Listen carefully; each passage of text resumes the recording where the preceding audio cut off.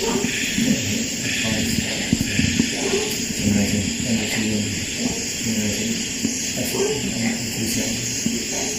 And when you come into the monastery and practice, whether it's as an anagata, novice or a bhikkhu, we necessarily have to bring up energy because we're changing our whole lifestyle and our habits from what was previously there when we were lay people. Our habits as lay people in the world, we have to change them. We have to go against our desires and different tendencies, different habits. When we were lay people, we didn't have any particular restraint or ability to go against our trains of desire. But when we come into the robes, we immediately have to start doing that. We can't follow every desire.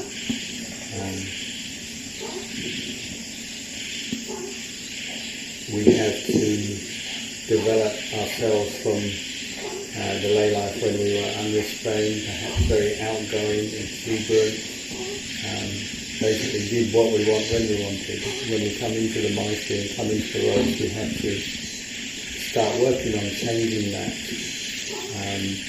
developing the wholesome and abandoning the unwholesome.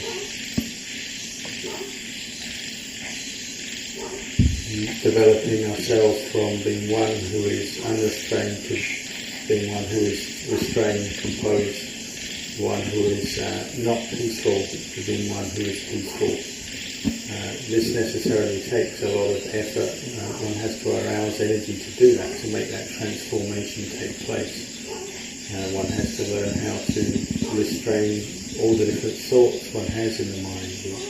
When we're lay people, we think what we want all the time. The mind is thinking many different things.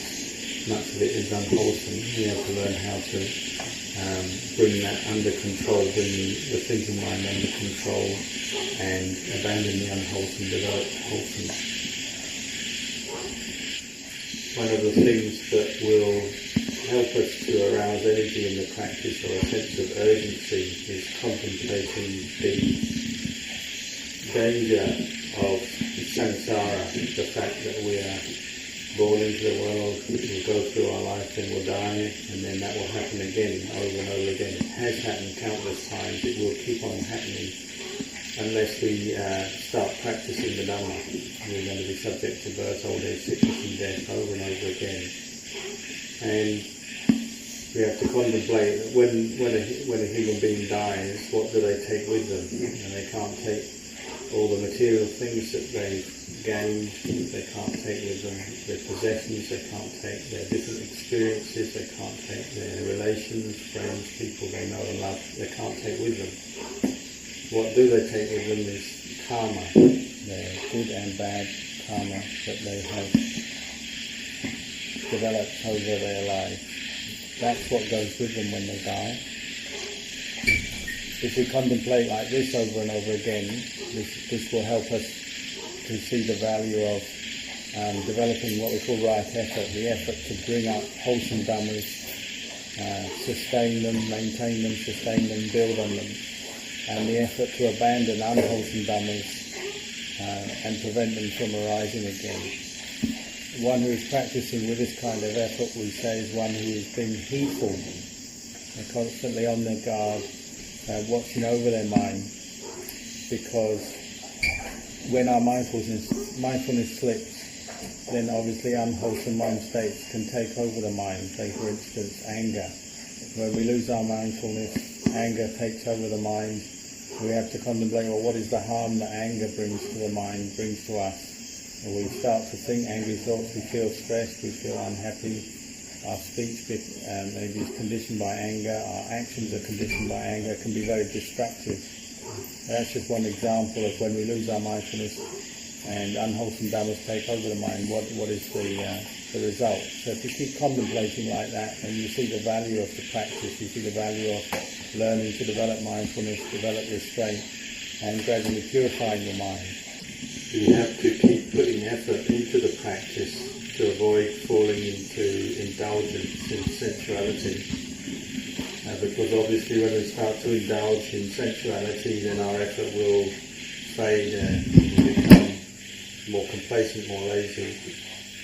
Therefore we must be very careful and practice constant mindfulness, developing constant mindfulness, constant restraint in the way we eat, in the way we sleep, how we conduct ourselves. Of course, if we get caught into indulgence, if we eat too much, we sleep too much, then our effort in the practice will fade.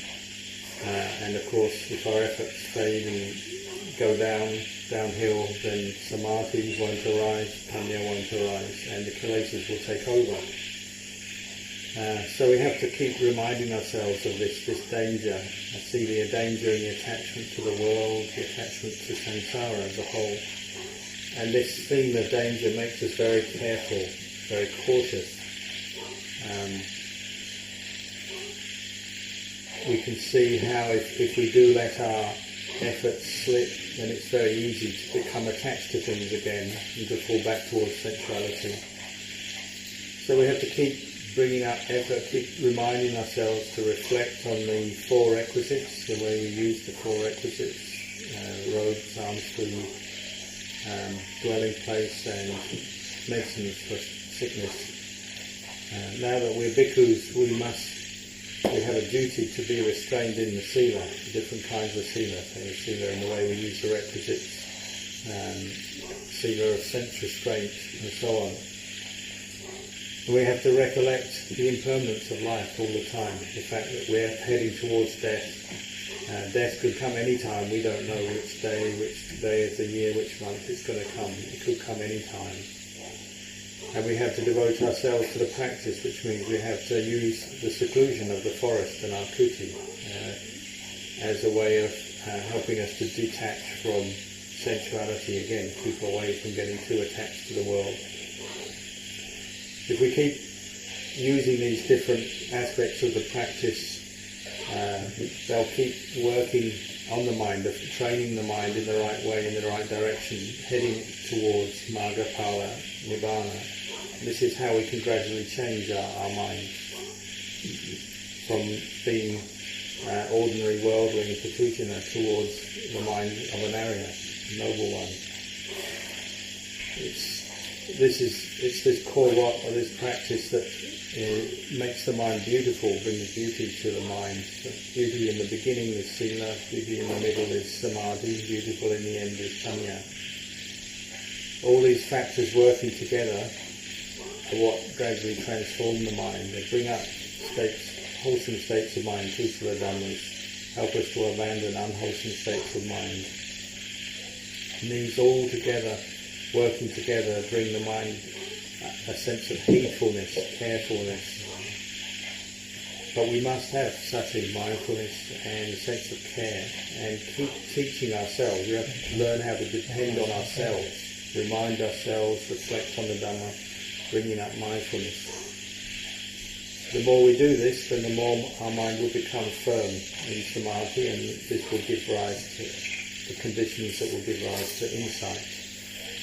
We'll see the harm of our attachments. We'll see the limitations and the suffering that arises from attachment. We'll see that attachments can't bring us to true happiness.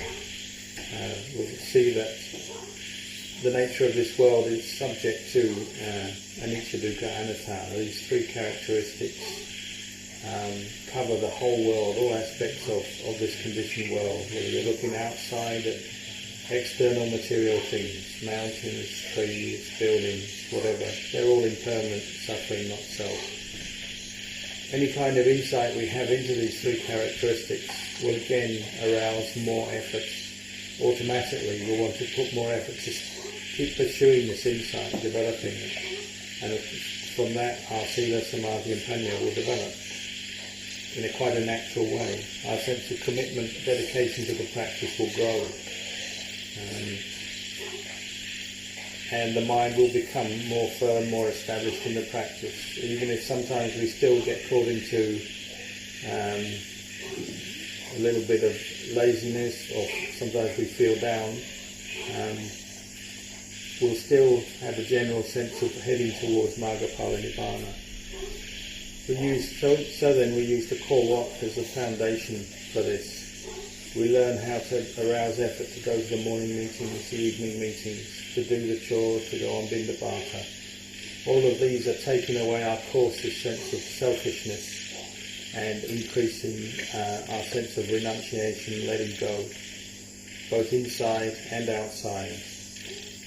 Meaning if we can't follow the core walk on the outside yet, we haven't got the effort, the energy to do that, well, that's a good sign that the kilesas are taking over our minds, dragging us back towards the world. If we're eating too much, for instance, sleeping too much, not putting our effort into the different aspects of the routine, that's a sure sign that the kilesas are there. So we have to reflect on this. We have to see why we can't do these things, what's going wrong, where are the kilesas coming up. Because these will always be blocking our goal, and this is where we have to contemplate so that we can arouse effort to overcome these weaknesses in the practice, in the routine, in the core walk. And this will gradually bring up the level of our mind higher and higher, and the mind will become firmer based on this practice of the core walk, developing mindfulness in the monastic routine and the ways of conduct of a bhikkhu. It's through this that our samadhi will develop, and through this that our insights will develop. When insight arises, it might not necessarily be exactly how it's described in the books. You can't be sure what form it will take, but you can be sure that the practice of sila, samadhi, panya, following the monastic routine and ways of conduct, providing the right, or nurturing the right conditions for insight to arise. But when it arises and how, we can't always predict. We might gradually, though, come to realise that our attachment to this body and mind, these five khandhas, it's a bit like somebody who's occupying a building and then that building's on fire. Once they realise it's on fire, all they want to do is get out of there. That's the kind of insight that we might have into the dukkha of these five khandhas. Or we might have that clear realization that really in life, all we're doing is heading for death. Every day, all the time, the one thing we know, the one thing that's for sure is that we're heading towards death. When we have that kind of insight, then sankharas, conditioned things, this body, this mind, start to become a bit frightening, and that attachment to them, because they're only going to take us to more death, more suffering.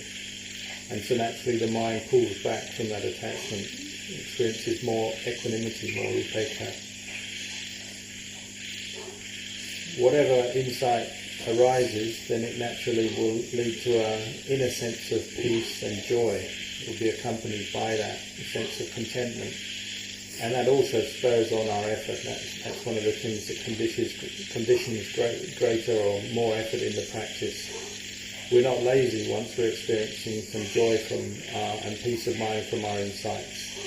And it's really seeing these three characteristics in our experience of these five khandhas. That's what really arouses great effort in the practice.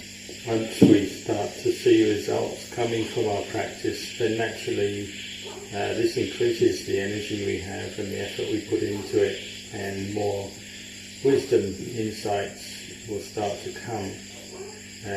We'll be able to see the value of all that effort that we put in previously, working with our weaknesses, our kilesas, right from the beginning when we first ordained. We can see all the effort we put into the core walk, learning to follow the monastic routine, keeping the precepts, learning with sense restraint, putting effort into a meditation object and contemplating the Dhamma. All of that effort, we'll see the value of it and see how it's come together in the mind. You can see how using a meditation object over a long period of time, developing it, putting sincere effort into developing it, gradually comes to fruition more and more. You might have used the breath as your meditation object, or the contemplation, recollection of death as a foundation for your meditation practice. But once you start to experience some peace from this, some states of peace and calm, you can see the value of all that effort you put in the past. It's at this time, once we do start to experience some peace, we can turn to contemplate the body. whether it's contemplating the unattractive side of the body, the super, or contemplating the four elements in the body. This in itself, this kind of contemplation will lead to a refinement of our sila and samadhi panya. We'll gradually move up to a more refined level where these factors are present in the mind all the time. Of course, there will still be some times when our energy wanes, weakens, and those path factors, maybe they're not still fully established, so there might be times when the kilesas seem to re-emerge and take over the mind and we feel down and depressed or fed up.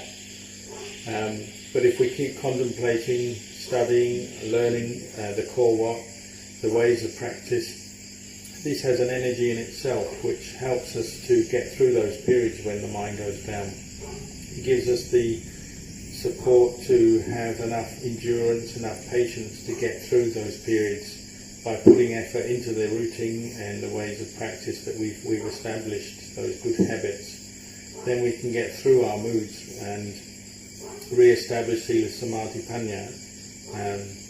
When we're doing that more regularly, we keep bringing up sila samadhi panya more regularly, then the power factors start to win over the kilesa, and so we have some victories where before it maybe seemed like there was a lot of defeats and weakness in the practice. Then we start to have a few victories, and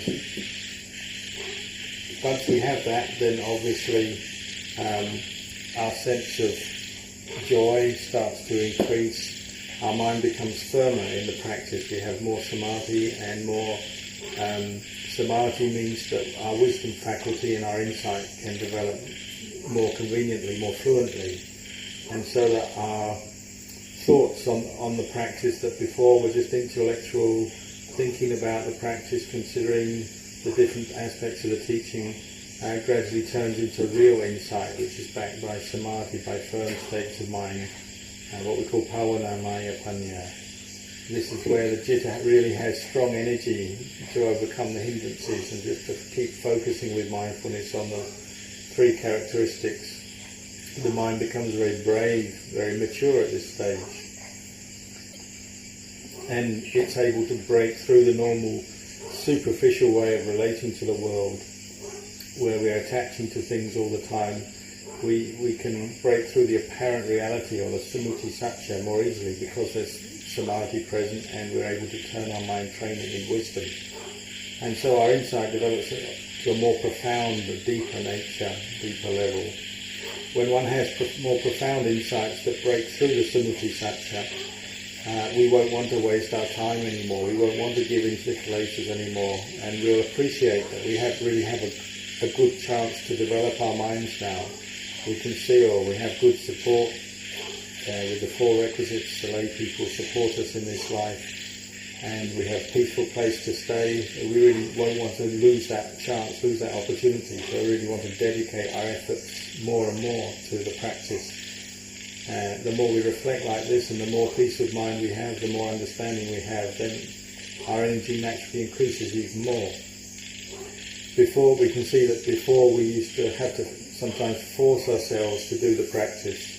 So force ourselves to come out to the morning meetings, force ourselves to go to the evening meetings, force ourselves to do sitting, force ourselves to do walking meditation. But once we have more deeper samadhi and these insights, then we're not lazy anymore. We really want to do it. And we don't want to miss out on our chance to practice. We don't want our own personal discipline to slip. We don't want our personal routine to slip. We don't want to have any weaknesses in our personal routine or conduct. So more and more we want to put effort into making our own practice perfect and complete. When you see monks like that, monks who are really trying hard in their practice, of trying to do everything well, trying to put effort into their own personal discipline, their own personal routine, you know, oh, that's a monk who's really got some energy up, and they've got some samadhi, and they're really putting forth some effort into their practice. They're one who won't be just caught into their moods. They won't be caught into just liking this, disliking that. They'll know how to rise above that. And so their mind will experience more evenness, more equanimity, and even get to the point where it can start abandoning defilements.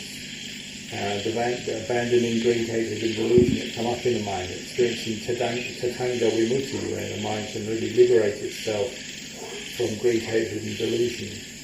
Someone like that, you can say, is really established in the practice and has really developed good energy. Once we are established in the practice, the effort and the energy will also be established, and one or other level of samadhi will also be established in our practice. When we have that, then any mood or mental state or mental proliferation that comes up into the mind, we won't want to let it stay there, because we'll see the suffering it causes, we'll see the way the mind wavers with it, and we won't want that there. We won't want the mind to get stuck into that kind of mental proliferation. So then we'll see the value of using a barikamma meditation object to cut off any mental proliferation, and learning how to keep the mind in the present moment, and just to see any mental state, mental phenomena or sensation that arises, just see it through its course of arising, being present in our consciousness, and then letting go of it as it disappears, it becomes extinct from the mind. We'll be able to see that, and we can keep the mind focused in that way, keeping it in the middle, using the presence of sati, presence of mindfulness, to keep it in a state of equanimity, just observing, investigating the arising and passing away of phenomena. When we have that experience, and we have that established in the mind, then of course all the factors of the path will gradually be brought up, and the level of our sila will be brought up, because we want to use sila, that sense of restraint and mindfulness and care, to preserve that ability to contemplate in that way. The mind will become firmer in its sila, it will become firmer in its samadhi, because we want to keep in a position where we can contemplate in that way. So we want to keep the mind firm with mindfulness on our meditation object. And wisdom becomes clearer, because we want to keep contemplating phenomena like that, because we can see this is the way to purify the mind, bring it more peace, more happiness. We can see that these three things, sila, samadhi and panya, really they're just names or labels that we use when we're describing the practice, but actually they're all qualities that come into the mind, occur in the mind, and they support each other, and they're really inseparable. Each one pulls up the other, the level of the other. So the more our sila is developing, the more our samadhi will develop. The more our samadhi is developing, the more our panya will develop. The more our panya develops, the more sila develops. Each one is supporting, each one is linked to the others in the mind. And it's when these three areas are developing and established in the mind that we have the chance to really see the true nature of our existence, or what we say, the sapawa dhamma, the true essence or the true nature of reality. We might see this might occur in many different ways. We might see the asupa of this body, see the unattractive nature of this body might arise very clearly to the mind. Or see the dukkha of attachment to this body might come up very clearly to the mind. Or see the impermanence of this body that comes up very clearly to the mind. Every time we have any kind of insight like this, the effect on the citta is to make it more brighter and more radiant. And of course, the more radiant it becomes through the presence of insight, then this pushes away avijja, or darkness, the darkness which covers over the world in people's minds most of the time, starts to get pushed away by the radiance of wisdom. The more wisdom and the more one has trained the mind like this, then the more one sila, samadhi and panya will develop energy of its own. It will become a bright energy in the centre of the mind, very radiant. And these are qualities that, when they're present in the mind, they have the effect of spinning the mind in the right direction, spinning the mind with the Dhamma, or in a wholesome direction, towards the progress in developing more sila, samadhi, panya, each quality helping each other, and the overall effect is to spin the mind or turn the mind towards Margapala Nibbana. So if we keep putting effort into developing our practice, developing samadhi, this will support the rising of insight and panya. And the more firm our samadhi is, the more we'll be able to contemplate in a more fluent and more even manner. The result of this is, as our contemplation deepens and becomes more established, then the mind just becomes brighter and brighter and gathers together and unifies more within itself. It doesn't stray out and get lost in the world or deluded by the world anymore. And this is what transforms the mind. It changes the mind as we gradually see through greed, hatred and delusion, let them go, abandoning them. The mind becomes purified. Our old habits drop away. Places that we used to follow, get lost in, start to disappear. All the worries that we've had, greed, concerns and attachments, our selfishness, all these different unwholesome qualities start to drop away. Little by little the mind starts to change. That's the result of putting effort into the practice, developing mindfulness, keeping the presence of mind over and over again. And the more we do this, the more you have a sense of just can't waste time, waste this chance to practice. We can't let time just slip by. Of course, it's possible to live the life of a bhikkhu and just get by. We can sort of know enough that we can just get by hanging on in the roads. But we must really try to improve ourselves, use this as a vehicle. We have the opportunity to develop ourselves in a practice, so we must really take that opportunity and try and improve ourselves in all these different ways. Keep searching for a way to raise the level of your mind, improve your effort, and overcome the causes of suffering, transcend them. Really find ways to teach yourself, and you can also help others in this way. As our energy in the practice increases, then naturally our awareness of the impermanent suffering and lack of self in this body becomes clearer. And the end result of this is that sooner or later the mind has the experience of, we have an experience of separation between mind and body. It's when you have this kind of experience that you transcend doubt, all the doubts about the teaching, about what the path is, what the fruit is. You transcend doubt when you have this experience. At first we might just see the body as, and each have that as just a simple, small insight that arises. But if we keep practicing, the mind can really be transformed by this contemplation and this awareness as it becomes deeper. So gradually the mind does transform from the mind of an ordinary world being, a patujana, to the mind of a kalyanachara, or one who is established in the practice, on the way of the practice, and ultimately to the level of an arya, a noble one who's actually seen the Dhamma with penetrating insight and has seen the danger in samsara. The important thing in the beginning of practice is to bring up samadhi, your right view, so that it can inform your practice and bring the correct fruits that you're wishing for.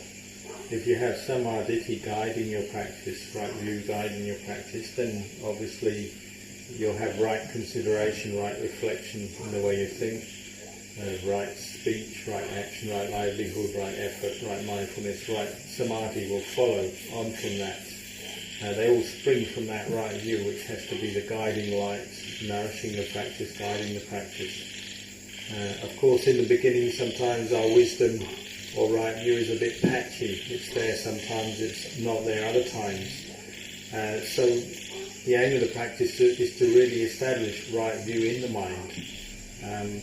At first, sometimes there are obstacles to this. We have different habits that we've developed in the lay life. We have sleepiness, we have greed for food, greed for indulgence in different sensual objects, we have laziness, don't want to do the chores and so on.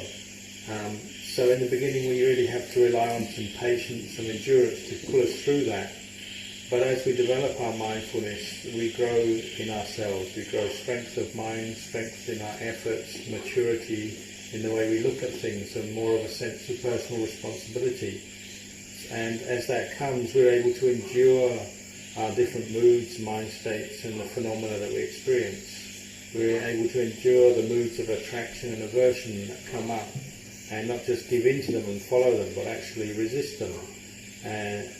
Any kind of sense contact that stimulates attraction and aversion will start to become more mindful of it, aware of it, and let go of that attraction and aversion that it stimulates. Later, we can see that by using mindfulness and wisdom to contemplate things, we can little by little pick out the kilesas that are arising in our minds and let go of them. At first it's just temporarily, we temporarily can abandon them, but later on we're aiming to completely abandon the mind, abandon them from the mind, with using Bhavana Maya Panya, the insight that arises from the practice of meditation, or the development of the vipassana jhanas, of true insight that arises from a mind that is peaceful in samadhi. When we have this kind of wisdom, this is the energy and the effort that comes with this is a very natural energy and effort. If our wisdom is not yet clear, then similarly our effort will also not yet be complete and not yet be there all the time, won't be strong. But once our wisdom becomes clearer, our insight becomes clearer, then we're not lazy anymore and our effort isn't lacking. So it's the presence of sati and samadhi and wisdom that will keep bringing us to put effort forth in the practice. And the wisdom that sees the body as anicca, dukkha, anatta can come up in so many different ways. We can have different experiences of insight, seeing the body as just a collection of atoms and molecules. Sometimes we just see it as streams of fire, energy, sometimes threads of air going around the body. We can have different experiences of the three characteristics when insight arises.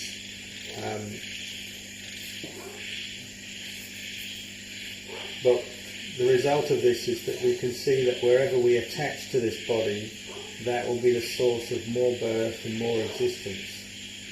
Even just our own moods, when we get caught into moods of laziness or aversion, we have aversion for other monks or for the routine. When we have deep insight like this, we see these are all just a source of more birth, more existence, more attachment. At first we don't really know where to contemplate. We don't know what the body is, what the mind is. But it's as sati develops and the mind becomes more firm in samadhi that we really see the anicca, dukkha, anatta very clearly. We see what the body and mind are as phenomena. We see that their nature is anicca, dukkha, anatta. We become aware of what sila is, what samadhi is, what panya is. These become clearer to us. We're able to contemplate the nature of anicca, dukkha, anatta in this body. And the result of that is that we see this body is empty, it's emptiness. By contemplating like this over and over again, seeing the emptiness in this body, in this form, we can gradually see that that applies to everything in this whole world. It's empty of anything, empty of self. Sometimes you have such a deep insight into this that it seems to just flatten the whole world. There's nothing that isn't, that can stand up to this insight. We can see all forms of nama and rupa, or form and mentality as empty.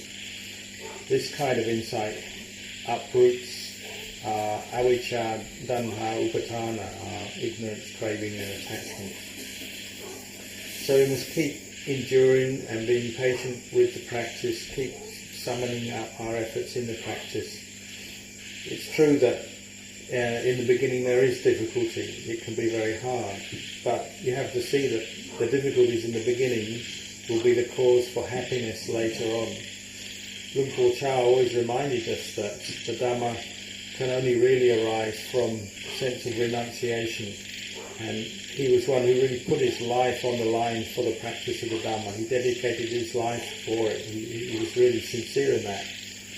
He said that to bring the Dhamma to us, to teach to us, he had to put himself through much difficulty. That's what we have to do. We have to really train ourselves like that. If we're going to see that this body and the phenomena that we experience, as we're going to see them as anicca, dukkha, anatta, then we really have to go through a lot of training, put a lot of effort in to see that. If we really want to experience that radiance and purity of the citta that has been trained, we really have to put effort forth. If we really want to see our greed, hatred and delusion as just temporary phenomena that aren't really ourselves, we want to let go of them, then we have to put effort forth.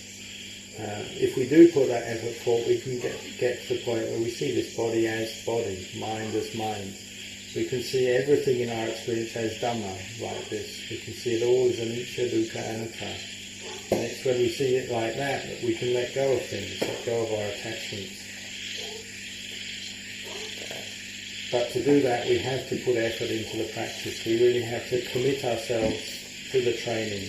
We have to commit ourselves and be sincere in bringing up wholesome dhammas and abandoning unwholesome dhammas. So I ask you and encourage you to really put forth sincere effort in the practice. For one who has done the practice, then they get to the point where they have insight to see that their body and the body of others are just the same, have the same nature, innate nature. Even men and women are the same when looked at with the eye of wisdom. But when we have no energy in the practice, we haven't really developed strong mindfulness or insight, then we always get lost in the differences, and that's what gives rise to moods of attraction and aversion. When the path factors are strong, it breaks that down, the superficial attachments down. We don't get caught into liking this part of the body or this person, disliking this part of the body, that person. Moods of attraction and aversion are broken down. But when the path is weak, we always get caught into wrong views, and with those wrong views we have wrong thought, we get caught into wrong speech, wrong actions, wrong energy, wrong effort, and so on. So we get caught into aversion and attraction all the time. The more we develop samadhi and insight, then we can see that the happiness of the world, the worldly happiness, isn't really that attractive or worth attaching to. It's wisdom and insight that highlights this. It points out that this body is really a source of suffering and the world is a source of suffering. When insight becomes very deep and profound, then you might just see that this body really is ultimately just a source of rotten, decomposing material. You might realise it's just a place for maggots to eat. You might have an insight, vision, or nimitta, seeing the body is just a bloated corpse full of maggots, bloated just like a bag of urine or a bag of excrement or a bag of blood. One aspect or the other might manifest more clearly. So you can begin this contemplation of the true nature of the body, just taking those the super pictures that we have, the books and the pictures, and looking at them, really contemplating this body, and then go away and visualize those images in the mind, get to know them, get to the point where you can really hold them in the mind. Use the teachings that our Upajjhaya gave us, Kesa, Loma, Nakha, Danta, Tacho, like weapons. These are the weapons we're given to fight the kilesas, to fight our greed, anger and delusion. We use our meditation objects, Buddho, or the Anapanasati, or the recollection of death, to help calm the mind. And when the mind is calm and peaceful, we turn it to contemplate the asuppa, the unattractiveness of this body. The result of that is it brightens the mind and our doubts disappear. When you have these kind of insights and you train yourself like this, then when you experience some peace and happiness from the practice, you won't want to disrobe, you won't want to go back to the world, you won't want to spend your time visualizing, fantasizing about the world, thinking about nimittas of the attractive parts of the world, wanting to indulge in in sexual fantasies or fantasies about different aspects of sensuality, you'll see that those are just keeping you stuck in the world. You won't really want to have those images in the mind anymore. You have to be careful in your practice. You have to train yourself to be very careful what you're looking at. These days there's so much media, so much stuff around. There's photos, there's computers, there's telephones. If you're using a mobile phone, you have to be very careful who you're talking to. If you're talking to a lady, it's very difficult to be restrained, so you have to use sila as your protection, limit the amount of speech, who you're speaking to, when, and so on. We have to use mindfulness like this, use our sila like this to train ourselves. Later on, when we have samadhi and we have wisdom, it becomes more automatic, but in the beginning we have to be very careful.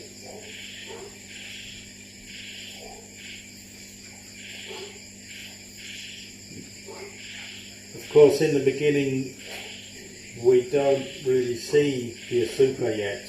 We have to rely on external sources and just contemplate it, think about it. But later, as our samadhi becomes more firm, we experience more states of calm, kanika samadhi, upajjhara samadhi, appana samadhi. Then we can really hold that contemplation in the mind, and it really starts to affect the mind. Before we used to fantasize about the body, but once the power factors come together, then we see really it's just a load of rubbish. It's just a pile of dust, a pile of dirt to be discarded.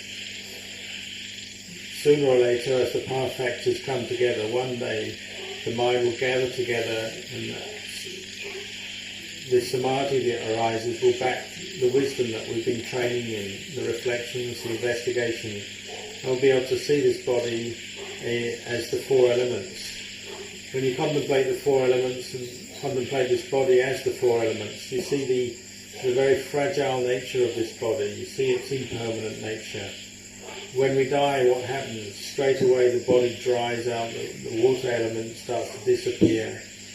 Straight away the fire element disappears, the body becomes cool. Straight away the breath element goes, the body becomes still. If we can see the death and the impermanent nature of this body very clearly, then it naturally will follow on. We'll see the asupa in this body. We'll see that it's the nature of this body to just decompose, become a rotten corpse, bloated, and then stained with blood, and so on. If we keep doing this over and over again, little by little, our fetters and attachments for this mind, this body, and the world as a whole will start to disappear. This will break through our sakkaya ditthi, body attachment to this, and identification with this body. Break through our silapata paramasa, our vicikicca. Gradually this contemplation will remedy our wrong views and our delusions that we hold in the mind about this body, and allow us to let go of our attachments. It'll allow us to see the body as just the body, the mind as just the mind. And this is the way we can transcend suffering. This is the way that's been practiced by our teachers, Venerable Lumpur Man, Venerable Ajahn Chah. They were ones who transcended suffering by letting go of these attachments, these kilesas. They've done it already. So please dedicate yourself to following their footsteps and developing sila, samadhi and panya. It's through this that we'll be able to abandon the kilesas. If we keep recollecting the impermanence of this body, recollecting the fact that we have to die one day, we'll become very careful and have a sense of urgency in our practice. We'll really want to use our time to our advantage to train ourselves, to refine our minds and move them, develop them up from the coarser states of mind that we've had in the past. We have to train ourselves in an all-round way, from the very smallest points of Vinaya right up to the most refined insights. So don't overlook the small training rules of the Vinaya, or the minor training rules. Just for instance, when you hold your alms bowl after you've finished your meal or before your meal, if you're walking around the monastery, if you're walking through a doorway, don't hold your bowl and open a door at the same time. You should put the bowl down and then open the door. You shouldn't be pushing past doors with parts of your body as you hold your bowl. These are the sort of minor Vinaya rules that help us to bring up mindfulness, help us to train ourselves. So you must put effort into learning these rules, whether you have 1 reins, 5 reins or 10 reins. These Vinaya rules are important. don't let the teacher have to keep reminding you about aspects of the Vinaya 2 or 3 times. If he's given you a teaching once, then really take that to heart and practice with it.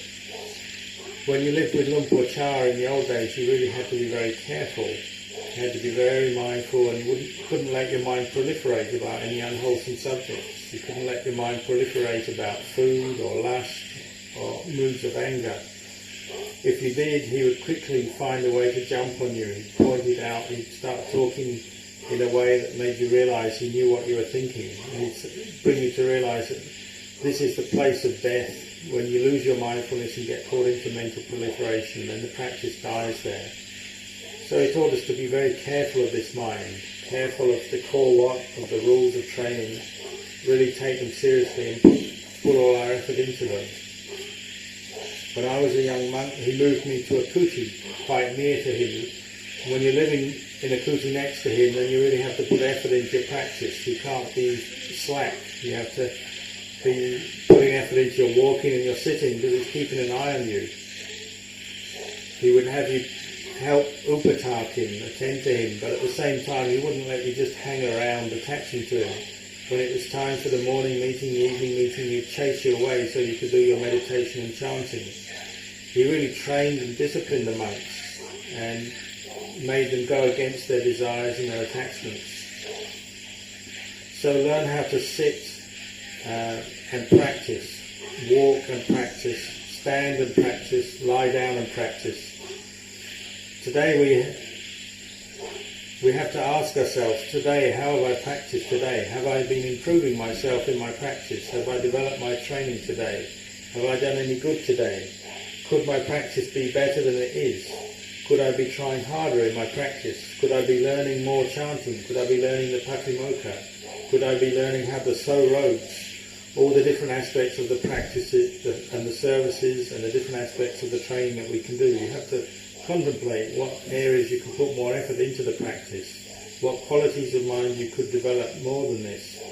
When you do this, you learn how to train yourself like this and bring up sense of discipline and personal responsibility. Then the path factors can develop, and this is what will take us to the transcending of suffering. Questions?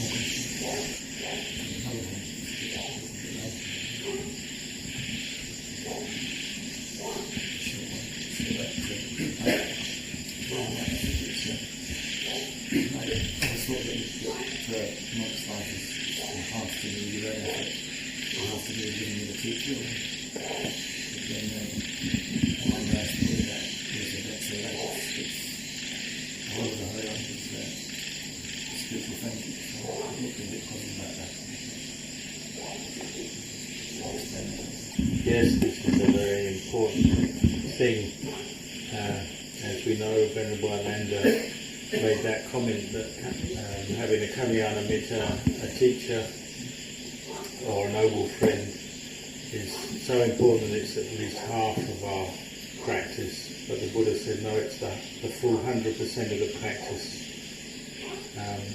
If that Kalyana Mitta is developed in the practice, they've seen the path, they're pure, and they know the true path to the end of suffering, then of course they'll lead you in the right way right from the beginning, from the very first step in your practice right through to the end. So all the way, not just halfway, they'll lead you all the way to the end of the practice.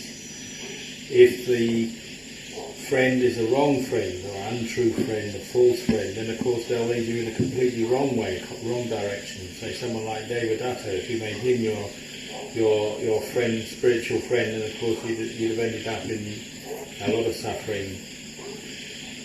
If it's the right friend or true noble friend, then every step you take will be going down the right path. Everything will be going towards the end of suffering.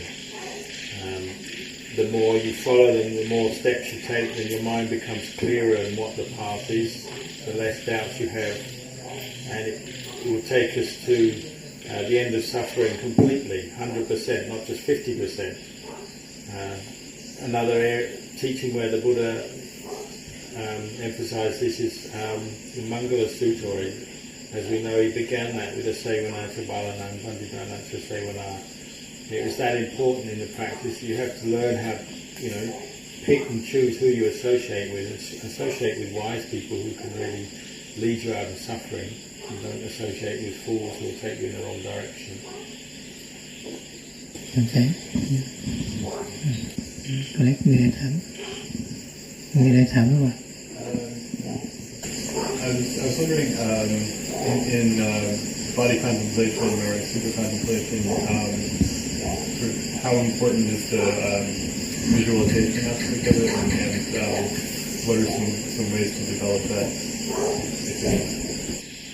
In the beginning, we can just intellectually use our thinking capacity just to run through things we've heard, things we've read, and just contemplate in that way in the unattractive side of the body. So, for instance, we can run through the hair of the head. What is hair? What is it made of? And where does it come from in the body? It's fed by the blood coming through pores in the skin. What's it like? What's its nature? Well, hair on the head, it keeps growing.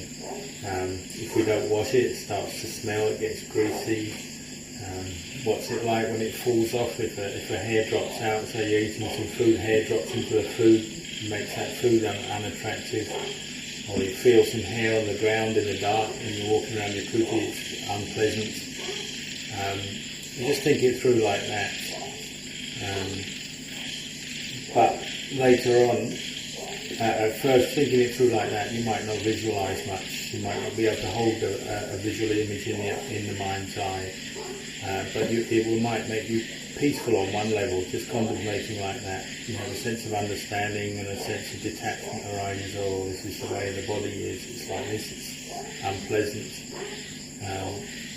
But as your practice develops and your mind becomes firmer and more refined in samadhi, then when you think in that same way, then you might have a visual image pop up in the mind, or you might be able to draw the mind's attention to an image that you've seen before and hold it because the mind is calm with samadhi, and actually hold that image. So then you can just visually turn that intellectual teaching that you've been thinking through in your mind, actually turn it to a visual thing. You're visualizing those same things, visualizing a hair where it is, in terms of where it is on the body, up on the top of the head, individual hairs, how they are, what do they look like, the colour of them, whether they're black, brown, white, the pores that the hair is sitting in, the way it comes out of the skin, the way the blood feeds through to that pore underneath the skin. You might actually have an image of that come up quite clearly in the mind when the mind is peaceful.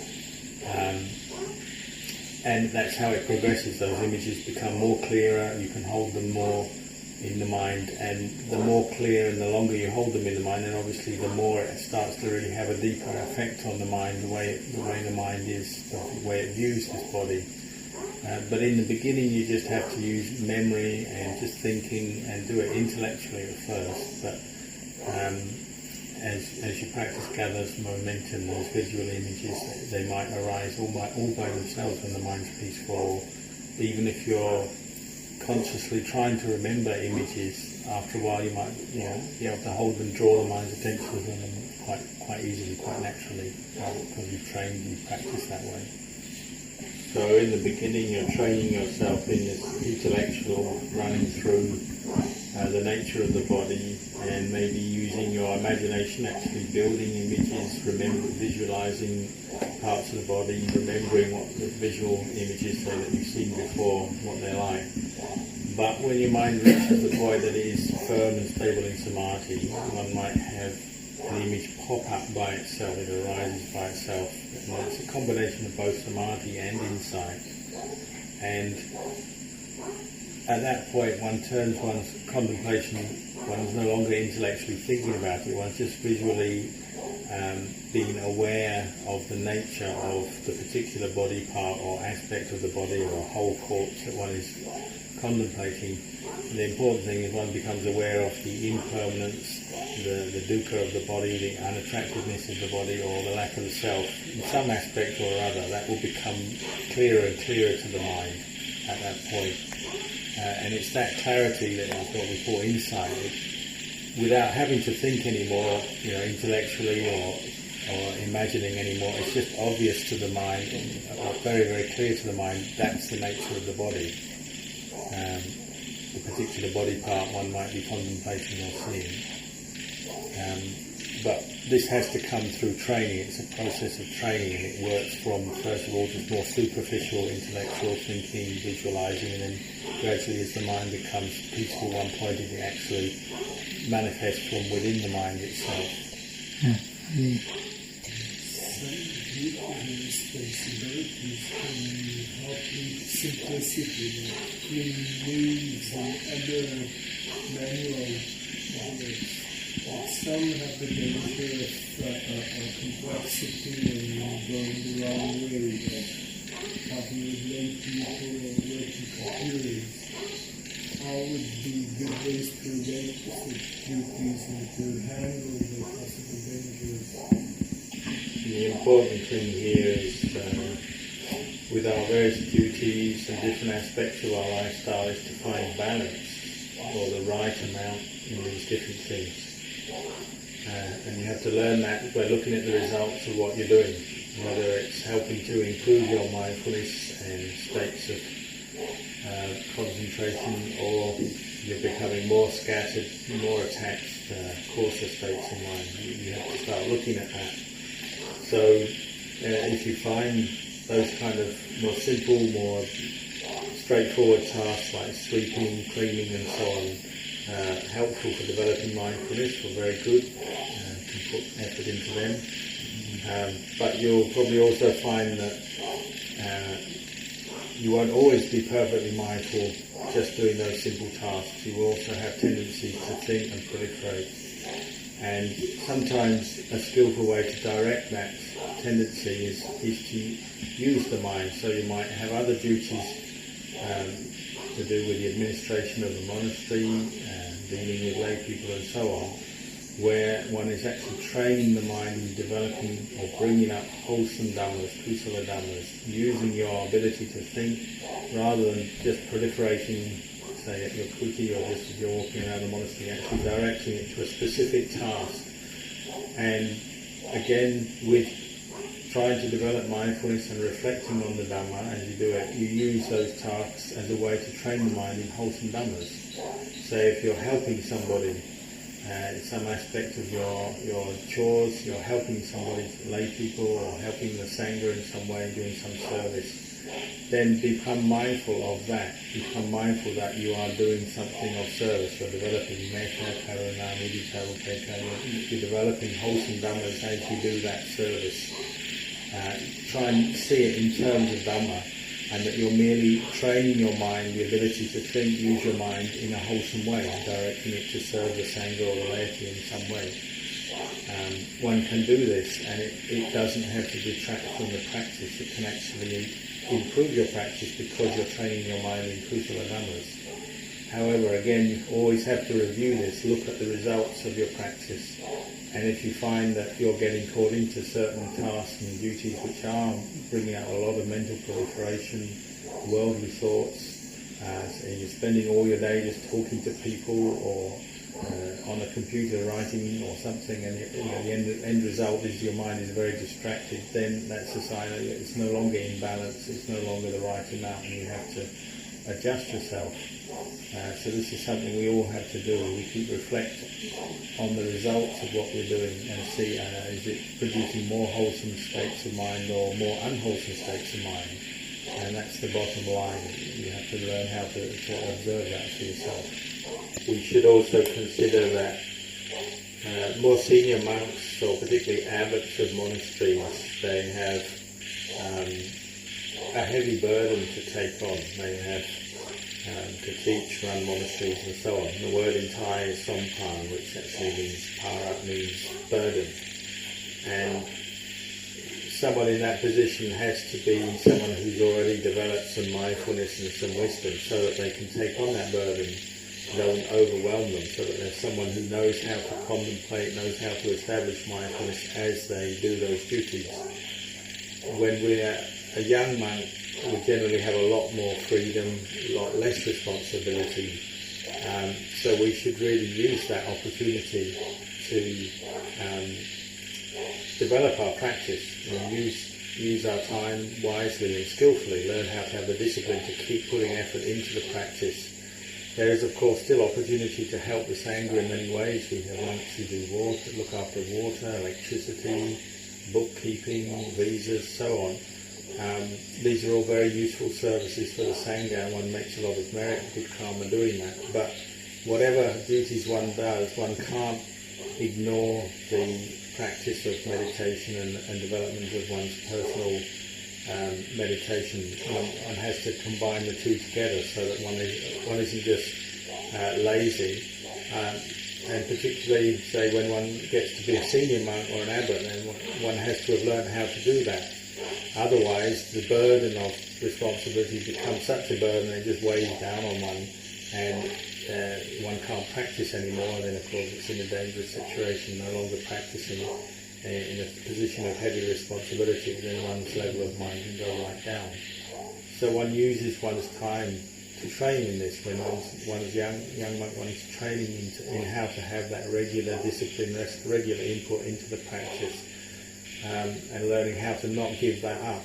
And whatever duties, responsibilities in the Sangha one takes on, that's good. One can do a lot to help serve the Sangha, but one really has to balance it and not forget one also has to develop one's meditation as well. Alex is asking you what you're planning to do with your life. Are you going to dedicate it to the Dharma? Are you going to ordain? Are you going to stay as a lay person and dedicate your life as a lay person? Any comments, decisions? My name. Even if you're not sure what you want to do, while you're waiting to make your decision, you can still be practicing. You can be one who's developing your practice.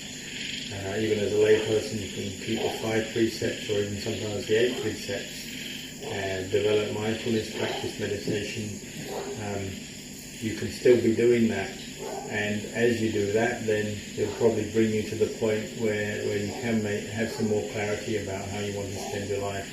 Maybe you never know, you might reach the point one day when you feel you've received enough Dhamma and you feel you're in the right position to make a decision. You might think, now I'll ordain as a monk.